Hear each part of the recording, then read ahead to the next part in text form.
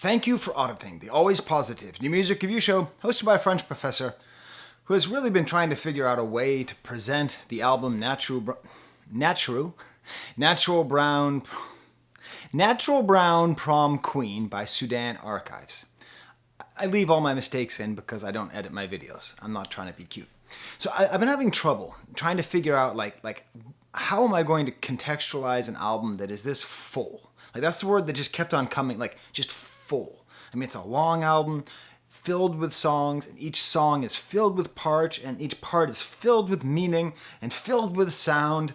It's so maximal. It's political, it's empowering, it's personal, it's sexy, it's sexual in an erotic way, not necessarily like a sort of modern, crass way. It's very international in its sound. It's very multi-genre. It's like house and rap and R&B. It's got a great emotional range. It's never really sad, but it's also not super upbeat and positive at the same time. It's a little too long, but it's never bad. It's just so maximal. It's just so full. And I just happened to be looking at my bookshelf, and I had the book by Tom Wolfe, A Man in Full. And I realized, instead of fighting against this word that just keeps popping in my ear with Natural Brown Prom Queen, the Human Torch was denied a bank loan. It's a hard thing to say. Instead of like getting upset about the fullness and not knowing how to best present this album to you, which you really should listen to if you haven't heard it yet, I'm just leaning into this concept of this album as being a woman in full, a person in full. Because she's able to be all of these things all at once, political and empowering and sexy and R&B and hip hop and international and emotional range and singing and rapping, all that stuff all in one, that's my framing device. It is a woman in full. I was drawn to her by her name. Well, also, I was suggested by a couple of people to review this. Thank you, Tanya, on Instagram. But I was drawn sort of initially by her name because I thought, oh, maybe she's from Sudan. I haven't really covered any music from Sudan. No, she's not from Sudan. She's from Cincinnati, which is maybe even more improbable. So I come from the Northeast, and the thing about the Northeast is it has its own kind of racism, you know, and everywhere you go in the world, you can sort of see the different kinds of racism in the way that it exists. You know, so when I lived in France, that has its own kind of racism. I've often said that the most racist place I've ever been was the suburbs of St. Louis.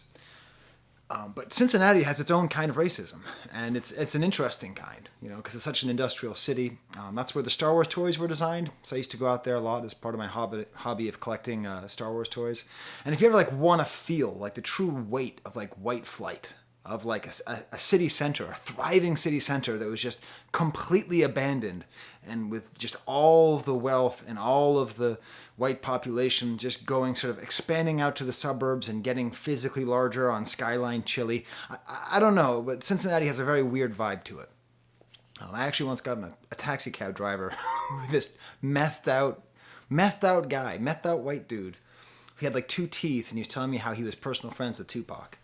I was like, maybe just get me to the airport and then tell me your stories about rolling with Tupac.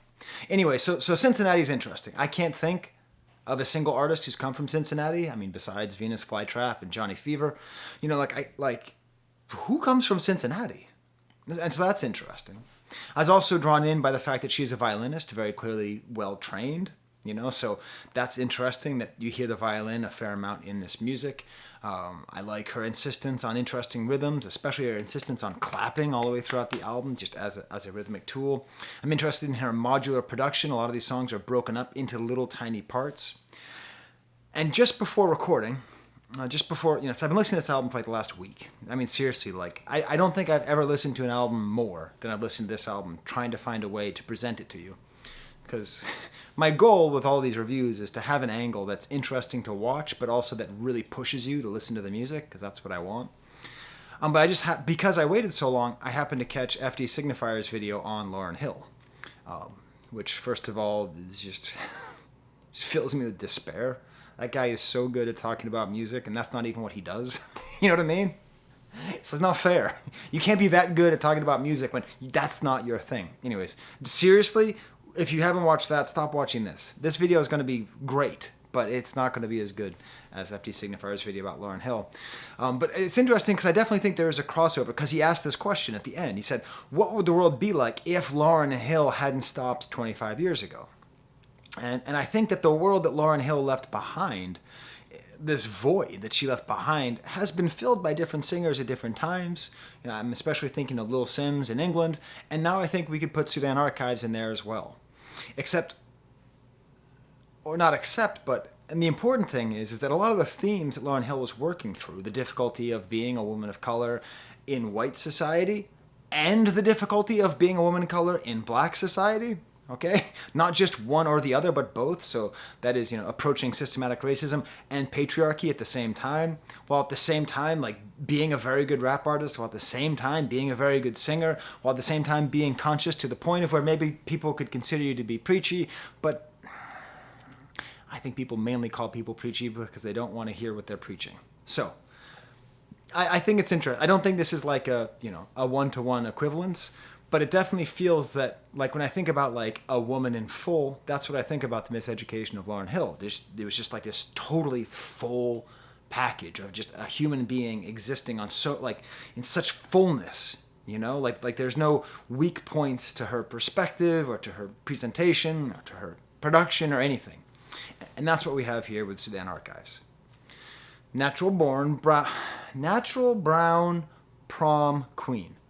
Not a natural born porn queen, natural brown prom queen, which is very connected to my stamp. So if you don't know my channel, I do a stamp, an example song.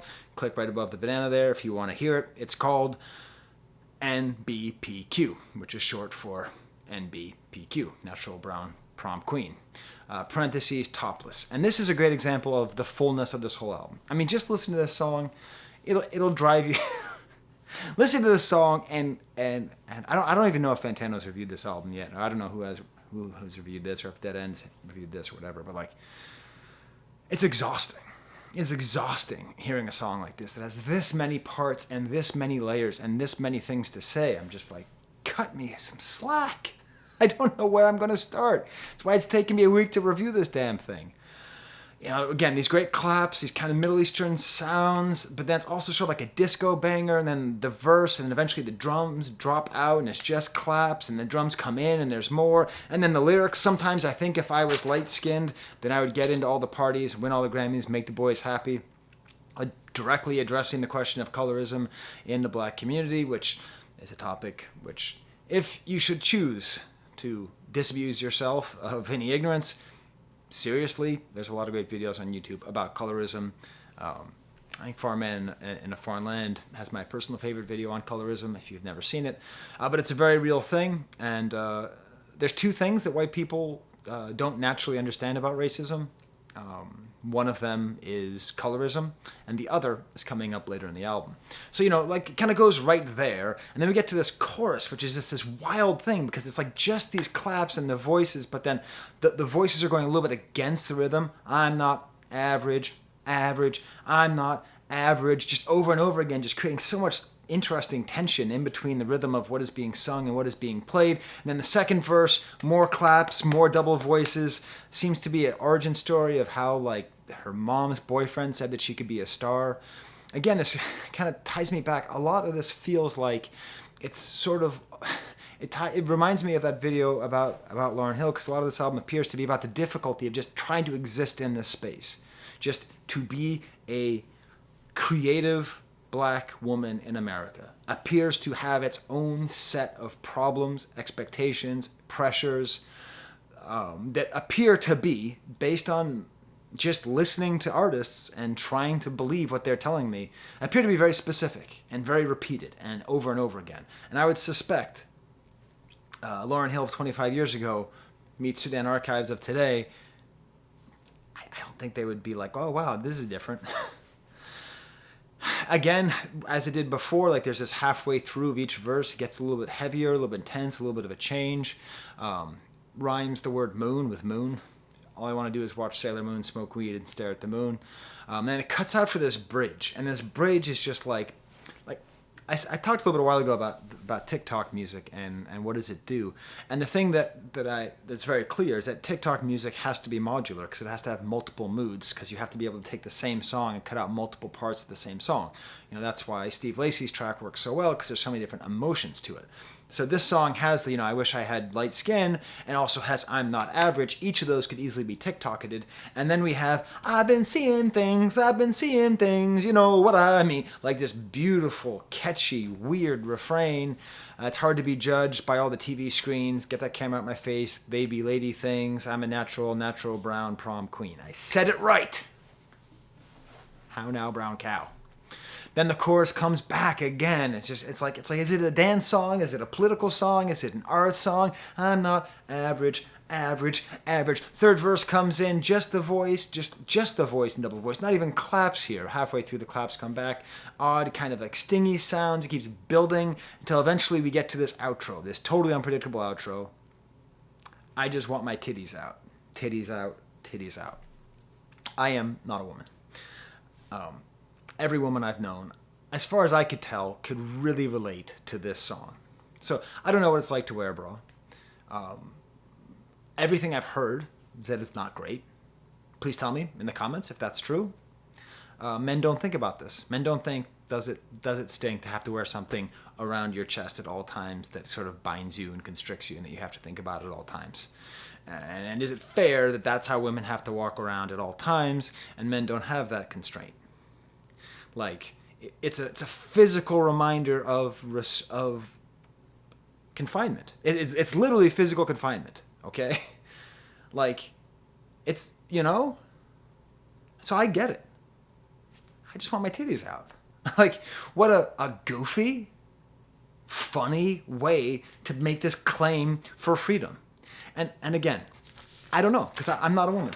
I don't know how much this speaks to women. But I can tell you, I think if I were a woman, this would really speak to me. And I would be like, yeah, I just want my titties out. And then, by the way, I'm still describing the one song. Sudan Archives. What did you just like sit around in COVID just making like songs with like 1,000 parts just to torture me personally? A totally new part at the end with like this nice drum line and the violin, a reminder of her musicianship, and the violin seems almost tripled, and then it becomes an outro. What a song, right? It's political, it's personal, it's this woman in full. I'm gonna go through the rest of the album a little bit quicker. It opens up with a track called Homemaker. Very odd, very disjointed start. Like things kind of start and stop. Eventually, something comes in with kind of this weird flute sound, almost like singing, rapping style, kind of boots and cats rhythm.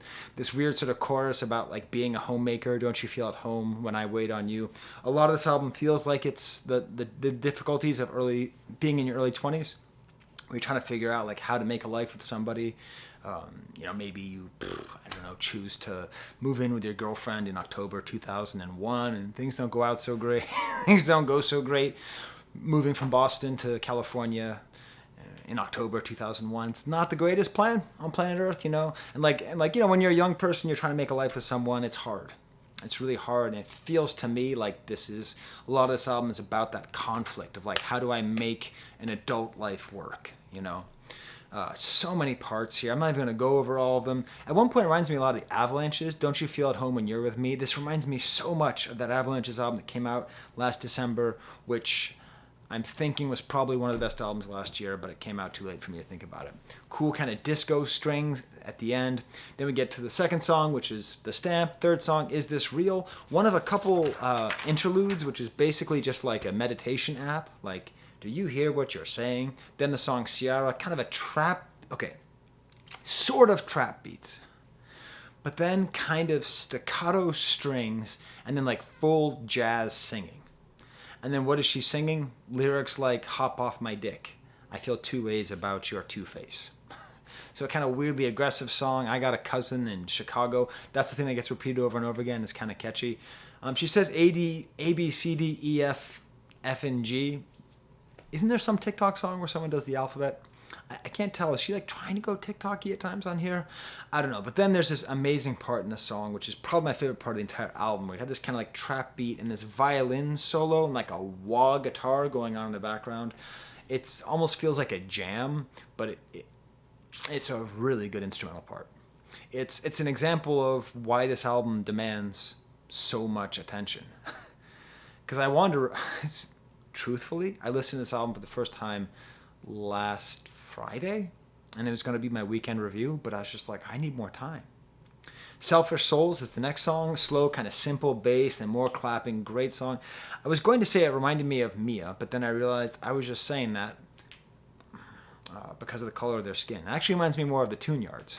Very different band, but the kind of like fun, catchy, idiosyncratic nature of it reminded me a lot of Tune Yards. And it's all about her hair. If I wear it straight, will they like me more? Like those girls on the front covers, long hair, make them stay a little longer. And this also has a music video where you see her with a shaved head and she's like kind of twerking. It's interesting, her music videos seem to really play with a lot of the imagery of black women in hip hop, sort of like twerking and sort of like owning twerking, like twerking for other women, not twerking for men's appreciation. You know, there seems to be a lot of that. Great, just great, like violin is like the actual, that was a violin by the way. And then drums on the second verse, and this beautiful line, I don't want no struggles, I don't want no fears. The whole thing is just very joyous, and it's about that second thing that most white people don't understand about systematic racism and how it affects. We don't inherently understand colorism. We have to be taught about colorism, and we definitely have to be taught about the importance of hair to black women. Like that whole thing is just totally lost. Like that is a level of privilege which cannot be overstated. And so this isn't the only song that talks about the difficulty that black women have with whether or not they should keep their hair natural or straight or what does it mean. But as far as I'm concerned, like there should be songs about that. Like there should be 1,000 songs about that, because there's millions of women who every day have to think about this one way or another. Like every single day, I think, please correct me if I'm wrong, because I don't know anything. Just some white schmuck in the suburbs singing in front of a Tom Wolfe book. But as far as I can tell, like black women have to think about their hair all the time. No matter how it looks, they have to think about it. It's not something that can just be. So we need more songs expressing it. I also am just going to put out a theory here. And I'm way out of my lane here. And this is a conclusion that I've drawn through anecdote, okay? Through personal observation, through nothing rigorous at all. So nothing I'm saying here should be treated seriously at all. But this was my observation. So my wife gave birth a month ago. And hospitals are great because it's one of the few places in America where you really see diversity in the workforce. Like you really do. Like you see everyone from all over all working in the hospital. But the thing that I noticed was that what level of like the pay grade and the level of responsibility for the black women you could determine through the way they wore their hair. So the straighter their hair was, the more likely they were to be in a lower position in the hospital. And I thought about it, and this song reinforced just these ideas, like I think you could probably do a study, and I think it would pan out. And it's these weird like societal forces, right? Because if you're on that lower level, you are more likely to be in more black spaces because those spaces, because the higher levels are systematically, you are systematically prevented from generations upon generations and generations of exclusion and racism. You are statistically less likely to be in those higher levels. So if you're in those higher levels, you're more free to look how you want, but then also you have to perform a certain kind of blackness for the white people that are there, who are probably expecting natural hair as opposed to straightened hair. Anyways, I spent a long time in the hospital, and again, this is just personal anecdote, so what do I know?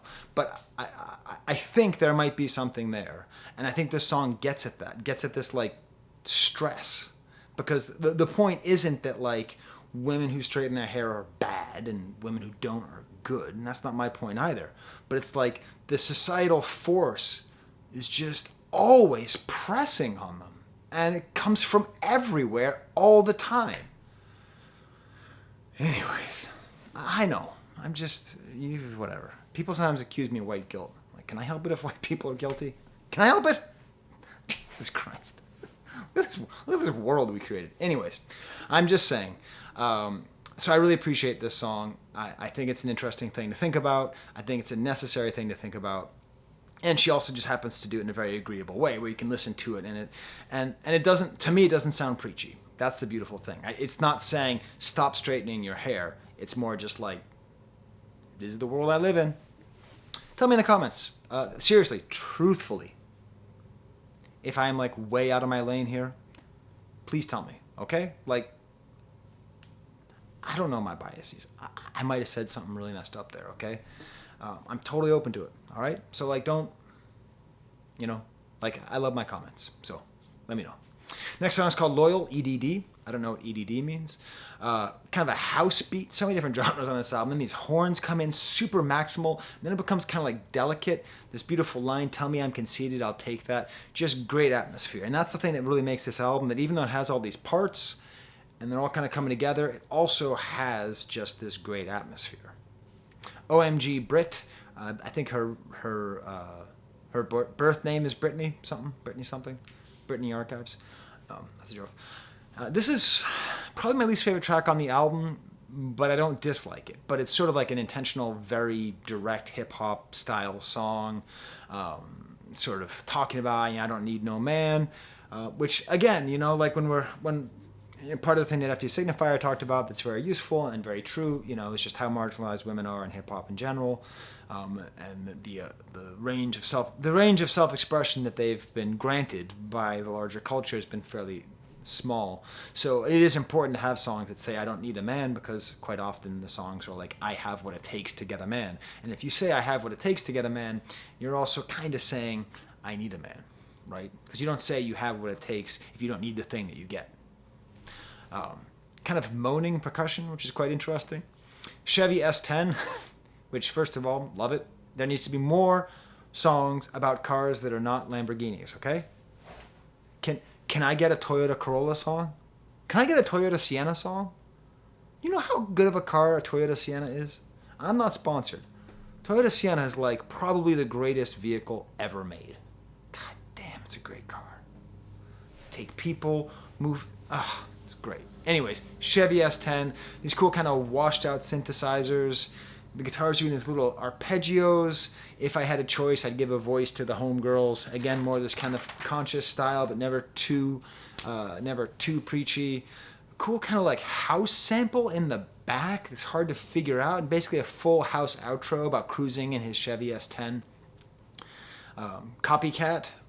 Broken Notions, very weird sound here, like a thumb piano, very weird beat, this odd horn sound, and then clapping, all these clapping, but this is an audience, it's not clapping, so the album's mostly clapping on the rhythm, almost like a flamenco deal, but this is like an audience, like J Electronica, yay, just layers on layers on layers on layers. Then we get the weirdest track, it's already done, a bass player singing all the time, I don't care what they say, a bizarre interlude leads into the song Flew, beautiful strings, like a full maybe quartet here, very cinematic. It kind of settles in, this nice kind of bass line, does a little ditty on the bass line.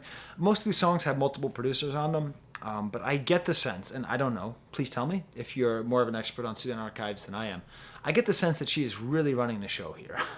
That she does have these other producers who help her, but she does not feel like someone who like just has some lyrics and then does some stuff here. It really feels like she has a lot of she feels more like Kanye, you know what I mean? Like where she has co-producers to help her achieve her vision, but she's not like sitting in the back of the studio while they put this stuff together. TDLY, Homegrown Land, has like a fiddle, almost like a hoedown sound. And again, this must be her playing the fiddle. More claps, a very gentle breakdown, kind of a cool breathless bit here, like a drum machine breakdown. There's just so much. Another meditation app, massage parlor, like where her mom calls in this next interlude, do your thing. And then we get to Freakalizer, which is like really interesting because it's like, it has whistling And then sort of like an 80s style Africa Bambaataa, Egyptian Lover, Kraftwerk inspired beat. You know, there's that school of hip hop. You know, there's like very sort of techno avant garde. Almost sort of sounds like that. And then this is sort of the beginning of a section of the album where we get into the erotic. And I say erotic because I don't mean sex, right?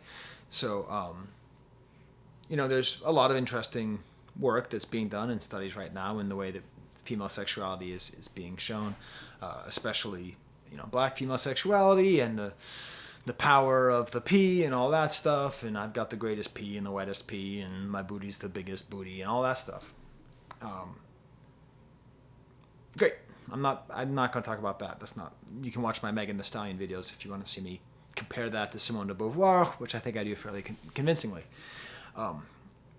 But good. We're getting into black female sexuality. How about we get into black female eroticism, which is where we are here. I sort of draw the difference by being like, this is a lot more, this feels more about like a sexual relationship with a trusted partner, or at least with a known partner. And it feels to me that it's much more done with a female audience than a male audience in mind. So it's not like I'm going to freak you out with how freaky I am. It's more like, this is my real life, and this is the sexy part of my life, and I'm going to describe it to you, and I'm going to tell you my hormones are making me horny. And then I'm going to later say, I want to love you till I get old. So it's kind of weird. It's like, is this a song that's like a freakalizer, like freaky deaky, I want to get freaky, freaks come out at night kind of song? Or is it like, I want to love you forever? And hey, does it have to be one or the other? Next song is called Homesick. Might be the best song on the album. God damn, I love this song. Gorgeous and arrogant. That's the in parentheses, just a slow booming beat, and just this whole like love story between her who's gorgeous and this guy who's arrogant. This is maybe the least maximal. It's maybe the simplest song, but it's just so beautiful, and the voice is just pained and just repeating over and over again, gorgeous and arrogant, and all these like oddly sexual, if you know, you know kind of lines. Like, I love the smell of it, you know. And then just later she just says, I want the D-I-C-K, you know, which the way that she says it, like, maybe I'm drawing a line that is not clear, or maybe I'm not making the line clear. But the difference between the way she says, I want the D-I-C-K, like with this pain and this emphasis, and you feel it's like this erotic longing that's very different than whatever, a Nicki Minaj or something else that might be about the D-I-C-K and, you know, how long and hard and all that stuff. This feels, it's not performative. There we go. I got it. I don't edit my videos, so I can't make you think that like I had it going in. No, that's the word. It's non-performative sexuality. That's how I describe this eroticism. It is non-performative sexuality. Whereas with Nicki Minaj and with with Megan Thee Stallion, etc., it's performative. Damn, I got it. This is actually my favorite thing that happens when I teach, is when I figure out something cool while I'm teaching. This is that moment right now. Like, I got it. Sweet. Also a very direct reference to Los Angeles. There's a lot of Los Angeles difficulty in this album. She refers to the 5, which is one of the top 5 worst highways in the world. She also seems to be really into anime, which she should get together with Open Mike Eagle. He's divorced, right? And he lives in LA, and he loves anime. Oh my god, I gotta matchmake. How do I make this happen?